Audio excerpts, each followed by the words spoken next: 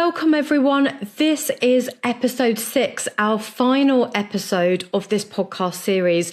And this is such a crucial one because Mrs S looks back on 40 years. What a celebration, what distance travelled, what a journey, and really speaks to what are some of the lessons that she's learnt, what have been some of the wisdom that she wants to share.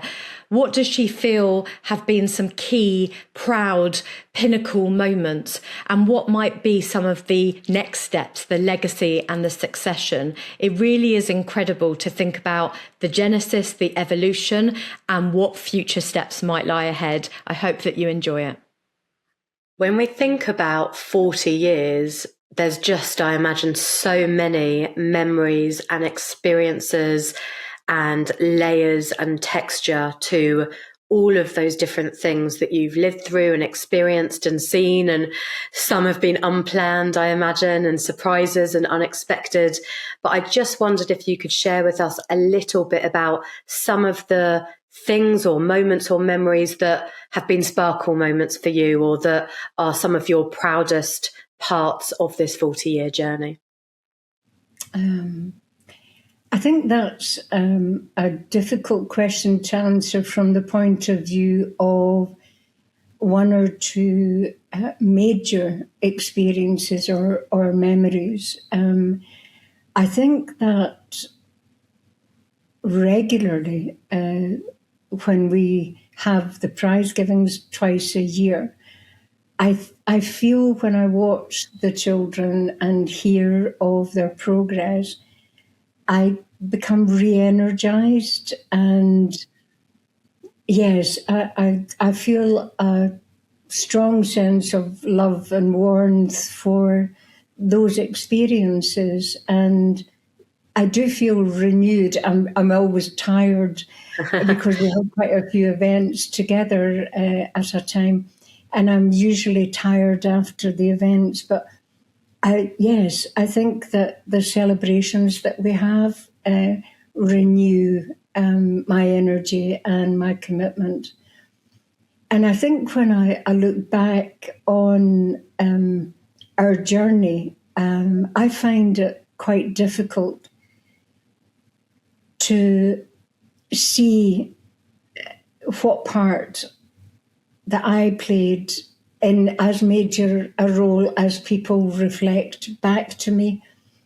And I think the reason for that is because if you were asking me to name staff members that have been important to me, there would be many in the past and staff that we have at the moment.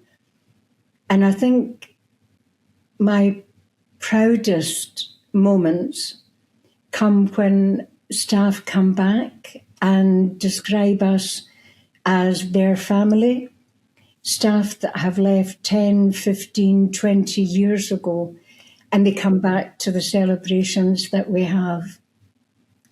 And they bring back such warmth, and they remind us of things that happened when they were a staff member.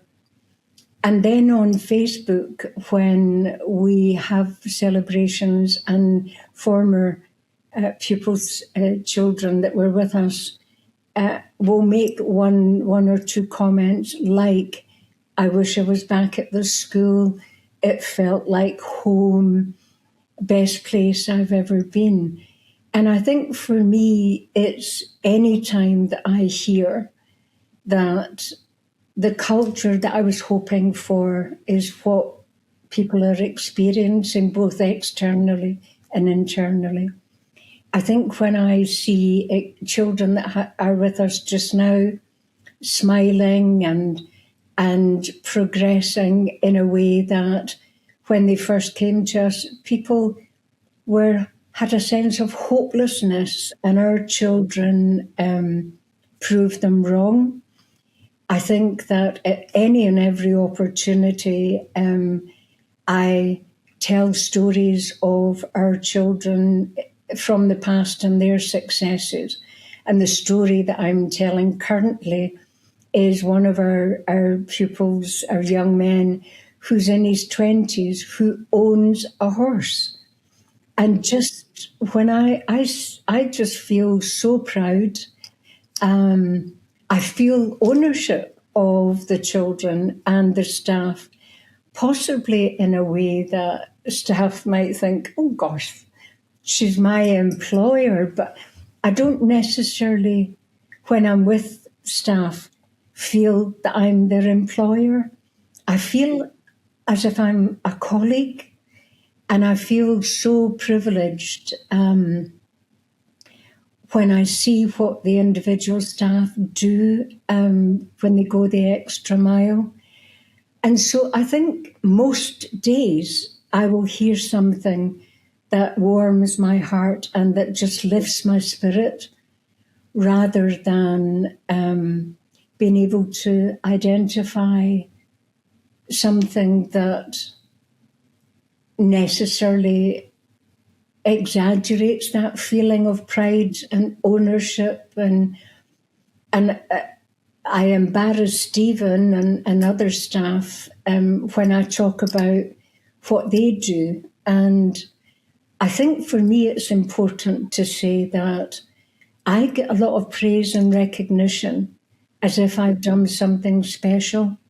I need people, I need staff and external colleagues to recognise that it's because of the people and the team that I've had that stood alongside me all of these years. It's the love and care and consideration that they give back to me. Mm-hmm. And I don't necessarily think I've got the right to expect it, but there's a genuine warmth and love in the organisation that I'm proud of. I think there's a culture in the organisation that I'm proud of. And again, over the years, I've been asked things like, have you thought about a succession plan? And a few years ago, probably 7, 8, 9 years ago, I wouldn't have been able to answer that. And I would have thought, no, I need to be here. I need to check that the culture's continuing. But when I go to celebrations, and I'm going to embarrass Dr. Drysdale, when I go to celebrations and I see things that are happening that are not dependent on me, that are part of the culture that's carried on, with little bits that are different, that Stephen and the other senior managers have added to our everyday experiences, I sit back and I smile and I think, how lucky am I that when we talk about legacy, I don't need Moorhouse School, the Moorhouse Group, to continue to be mine. I'm already seeing that it belongs to the staff that we have at the moment. It belongs to the staff that are now part of our family that have retired and left. And all of those rich, loving, generous people will keep the Moorhouse Group going, and it will change and it will develop. So what's important to me, I think that children remain at the centre of any decisions that we take, any practice that we develop. And I think that we have a place that's necessary in terms of decision-making, legislation, and planning for children. I think we have an important part to play in contributing to the decisions that will be made in the future. If I'm asked, did we do that in the past? Probably not as much as I would like us to do in the future. I think that we spent many years having an insular view of ourselves, focusing on our own development. And we were not an organisation that went out and shared our views and talked about how we did things. But the team have actually taken me along in this journey. And now, for example, if we're talking about proud moments, we take the team to the Great British Care Awards. And I sit there feeling like a mum when I see one of my staff being successful and being nominated and getting a reward. Because for me, that's how I feel about them. And for it then to be recognised externally, it brings a warmth to my heart, and I am very optimistic about the future. I do get concerned about legislation and changes and the limitations of services developing because of local authority funding, and that concerns me. But as an organisation, keeping the values alive, working with children and families and our staff in the way that we are doing now, I have every confidence that will continue. Yeah, beautifully put. So with all of that in mind and the sort of appreciation and value of the staff, and it's a collective effort and a community, there's also, and I know it can be difficult to look at yourself, but an acknowledgement that you have been a driving force and a core part alongside many of those other people. When you think about the next 40 years, you know, what heartprints of yours or legacy of yours do you hope continue to live on and be present in the Morehouse Group? That I find that difficult. I think that I hope that staff recognise that I made mistakes and that they forgive me for my mistakes. I'm getting a bit... I hope that they recognise that I love children, I love people, and I hope that they recognise that I did the best I could. I tried to create something. I think I have created something that we can all be very proud of. I think there are children who are now adults who, because of me starting the organisation, have grown into happier, healthy adults because of our intervention. So for me, I hope that the words that people use are, she loved children, she had strong values, she recognised her shortcomings, she was able to apologise and put right any mistakes that she made in the past, and she gave her all for the well-being of our children and staff.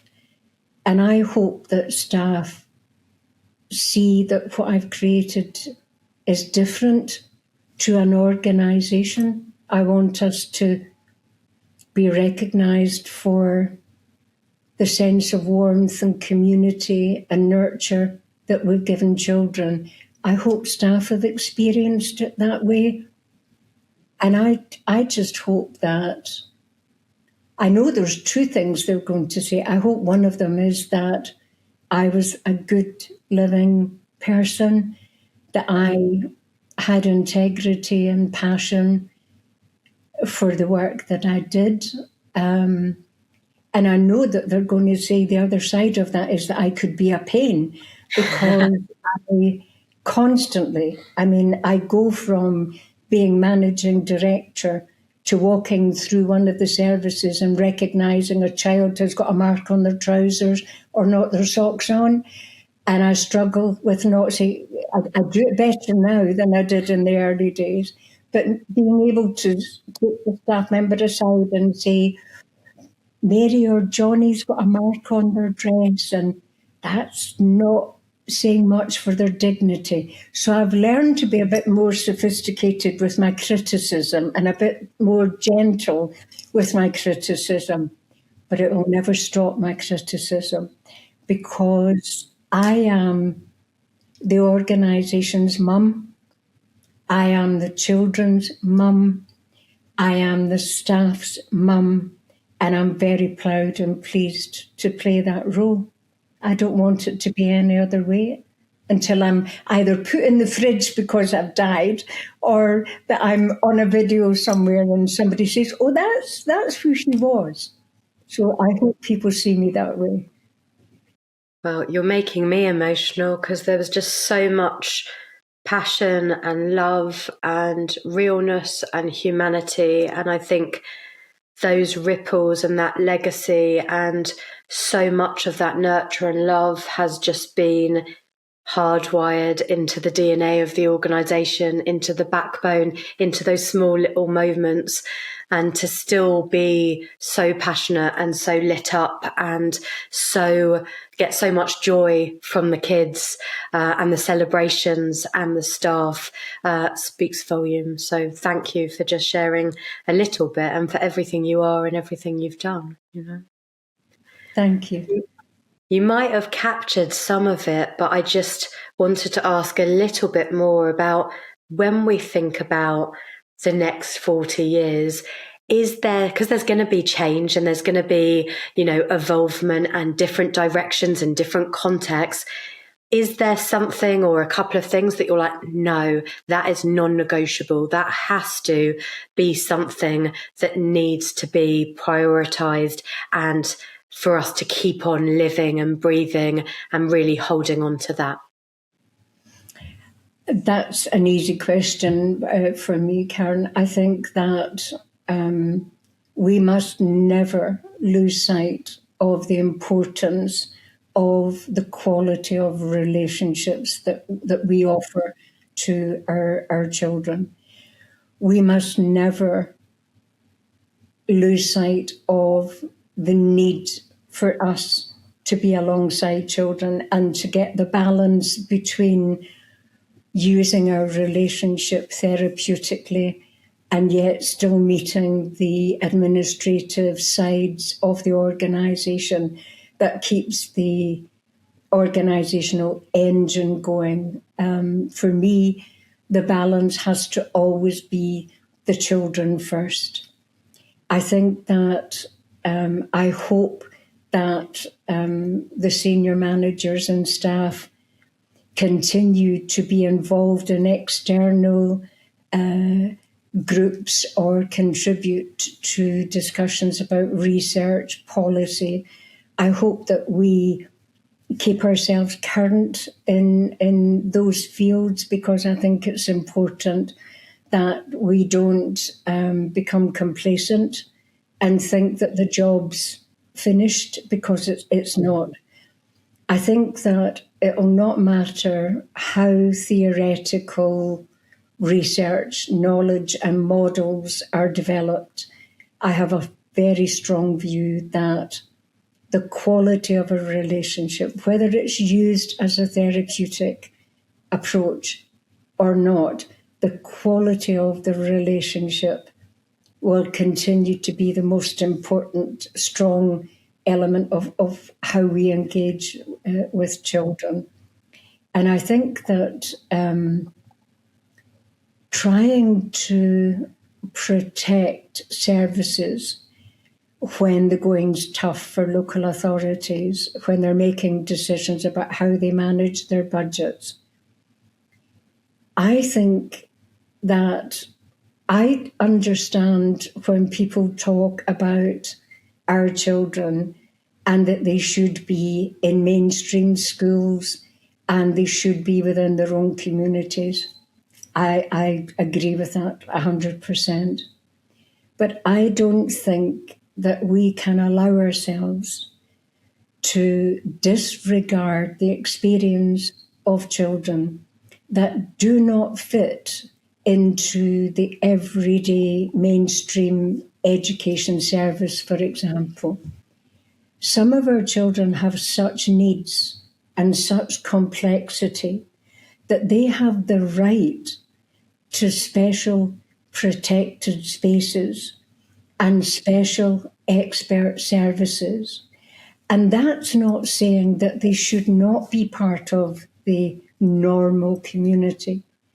But we need to recognise that there has to be compensatory experiences for children that have started with a disadvantage, either a social disadvantage, an emotional disadvantage, a neurological disadvantage. These children have the right to have their needs recognised and their needs met. So please let us protect and continue to develop and continue to meet the needs of these children that have an extra special need from services, from individuals, and don't allow finances to persuade us to go down the route that I'm not sure everybody believes in, but they will use the rhetoric, oh, children should be in mainstream school. Only if mainstream schools are the right place for them. Children should be in families. Only if at that time it is the right experience for children and it's the experience that the child wants. Don't just have, boxes that we're trying to fit children into. Listen with expertise and compassion and assess the needs of children and match their needs with services and skill and expertise. So for me, the next 40 years has to be maintaining our culture, ensuring that our skills continue to be developed to meet the needs of our children and our families, but have a place at the table where there's conversations about developing needs, developing services, finances, and have a strong voice for the children and for the families, because children and families' voices get lost in political debate, in financial conversations in local authorities. And it's not because the people that are in local authorities are bad or wrong.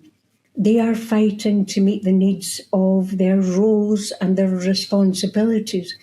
And that tension sometimes can be very difficult.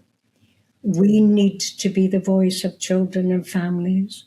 We need to shout loudly from the rooftops if we can provide the evidence that the direction that legislation or policy is going in is not the right decision for our children. So we need to have a strong voice in that arena and to advocating, that centering the children's voice and having a voice at the table is so huge. So alongside that sense of wanting to maintain integrity and high quality and keeping relationships at the heart, if you happened to dream big, and we know that may or may not happen, but if we had lots of money and dreaming big, is there other services or projects or things that you would love to see the Morehouse Group do or bits to enter into in the next 40 years?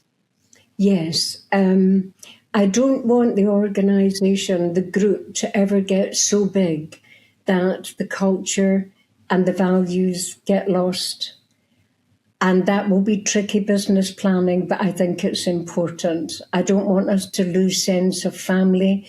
I don't want us to have an organisation so big that people that join us don't feel part of it. And that will be a hard agenda for future senior managers to try and maintain, but I hope that happens.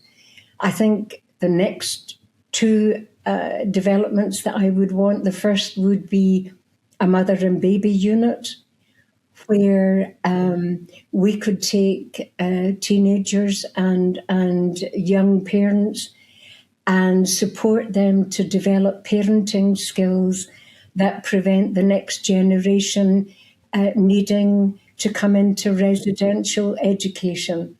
So mother and baby unit would be the next thing, and I hope I see that before my dementia kicks in. I hope I can contribute to that I hope so conversation. too. It's one of my biggest passions, mother and baby. So I love that you just said that. Yeah. Yeah, I just feel that the nuclear family over the last 40, 50 years has changed so much that when we were children, we grew up in a community. The aunts and uncles were in the next doors and granny was there. And so parenting and nurture was a family experience. Now we have children that are young adults and that become parents, and they stay in a housing estate with nobody to support them, and they've not had the investment to help them understand what good enough parenting is. And so for me, I would love to be there with teenagers, preventing the need for social work intervention, making sure that attachment is as healthy and strong with their children as it can be, and looking at statistics in 30 years' time and say, that's why we've got more success. That's why there are less children coming into care. That's why there are less young men going into prison. That's why mental health standards are improved and there are less suicide. So a major impact, just enough money to continue growing and meeting the needs, but in a more preparatory way, rather than responding to existing needs, gaining courage and preventing, which is where I hoped I would be as a social worker many years ago, prevention, but being able to get in there, knowing that we will help with attachment, prevent children coming into care, making the next generation happy, healthy parents. That would be, I would love to be able to do that. And the second thing I would love to do is I would love to have enough families and carers that only the very few children that need residential education come into a very specialised, highly therapeutic, multidisciplinary services that meet their needs at an earlier point with a higher level of expertise. And only those that need that level of expertise, that they come into residential education and care. And there are enough loving families and foster carers that children that are not able to stay at home for whatever reason, that they could get a good parenting experience. I would develop foster care, and the terms and conditions for foster carers, I would improve 5 times over, because what they do is so valuable. They are undervalued, they are underpaid, they are not trained to the level of what we actually ask them to do. So bigger and better would be where I would invest my money. Well, if I had a pot of money, I would be giving it to you, because I think those are just beautiful. And I know there's so many others, but an amazing thing to dream big. So thank you for sharing that.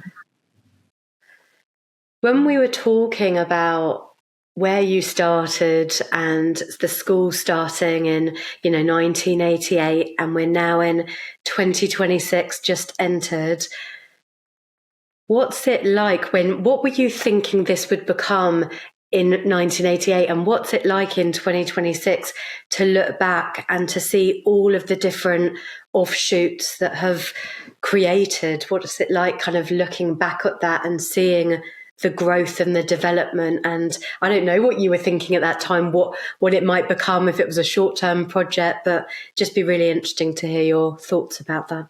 Yes.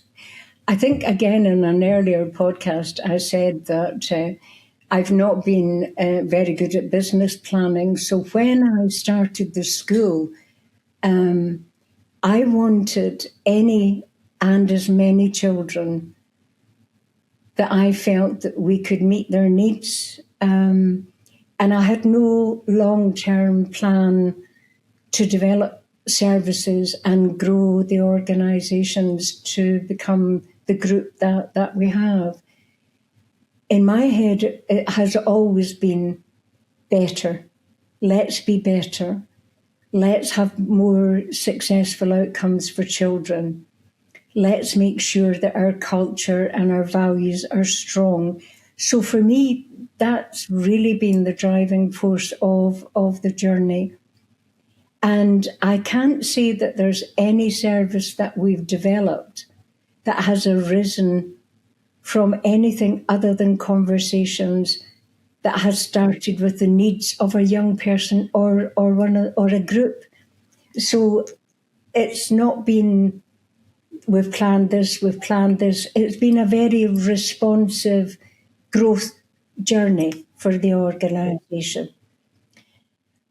When I look back, I did not envisage the organisation having all of the branches that it now has. I'm still excited with the possibilities of what we might still develop.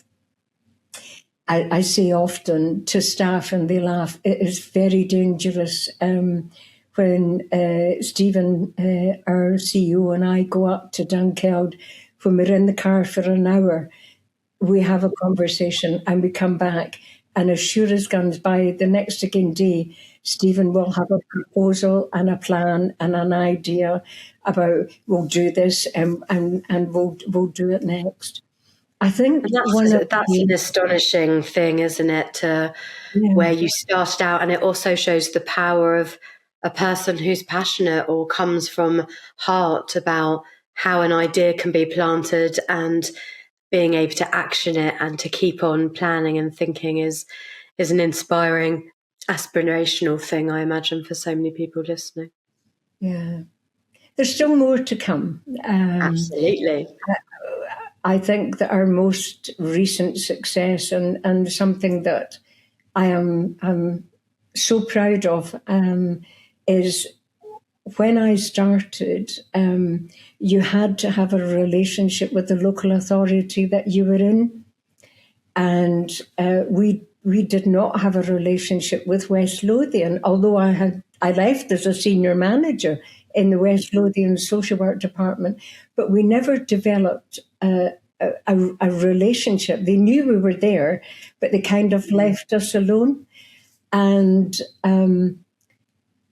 when we talk about going full circle, we're involved at the moment discussing something that we as an organisation might do in partnership with West Lothian. And Gary, my deputy CEO, was saying, it kind of feels as if we've gone full circle. And I'm saying to him, well, I hope it doesn't go full circle, Gary, because my introduction to West Lothian social work, education rather, was that I had to give a free day place for a young person that they wouldn't educate. And he was with us for a year on a free basis. I said, we need to get paid. And we were laughing. But I think that they've approached us, they've recognised us for our expertise, and they see that there are things that we can do in partnership that can help some of the children that are in the local authority that we might not have had contact with. So that's a bit of confirmation that we're being recognised for who we are and all the hard work that the teams put in. And no doubt that the conversation will end up that, having said to you, I don't know about developing something else, I know in a few weeks' time when I come back from holiday, there will be a proposal, there will be an idea, and it will be, how do you fancy this, or what do you think about that? So I think it's in our DNA. Yeah, I love that. If you were to imagine lots of different staff are listening to this, I wonder, and it again is hard to capture in a few sentences, but what would be a message that you would love to share with the staff at the Morehouse Group? I think I would start by saying thank you. I did not build the Morehouse Group on my own. I was fortunate enough, and I'm still not sure how I did it. I've attracted the most wonderful, value-driven individuals that have believed in me and believed in what we're doing. And I think when we come together, we are a formidable force. And I think that they need to take pride in who they are and what they're doing. And I would say that they may be in the same place that I am, that they find it difficult accepting praise, but they need to recognise they are doing such a valuable job. They are being given the opportunity to change lives. They're being given the opportunity to heal children's distress and trauma and help them become happy, healthy adults. How wonderful is that opportunity? How privileged are we to be given that opportunity? Yes, there'll be hard days, but let's stand together. Let's do the task that we've signed up for. Let's be the best that we can be doing that. Take pride in what we're doing and just enjoy the feedback that we get.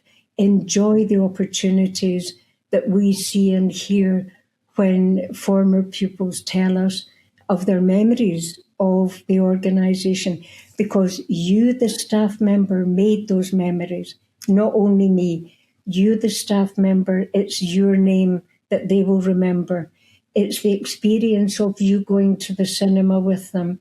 It's the experience of you swimming with them when we had the beach party every year. You're the person they will remember, not necessarily me. Please remember how important that relationship is, and please carry on doing the fantastic work that you're doing. I love that. Thank you. That's just beautifully captured. Another one that might be difficult because every child is unique, but I just wondered if similarly you had some messages for the kids that you would like them to hear or to feel from you. Again, that's such an easy thing to answer. I would start by saying thank you. You have enriched my life and given a purpose to my life way beyond anything I could have hoped for. You are unique, wonderful human beings. Don't believe anything negative that's been said to you by an adult, because it's not true. With the right support, you will be anything you want to be. We love you. We appreciate you allowing us to get alongside you. Thank you for trusting us and allowing us to be adults in your lives. Make sure that you keep us right when we don't get it right. I'm so proud of every one of you young people from the first day we took our first pupil until the pupils that we have today. Again, thank you. My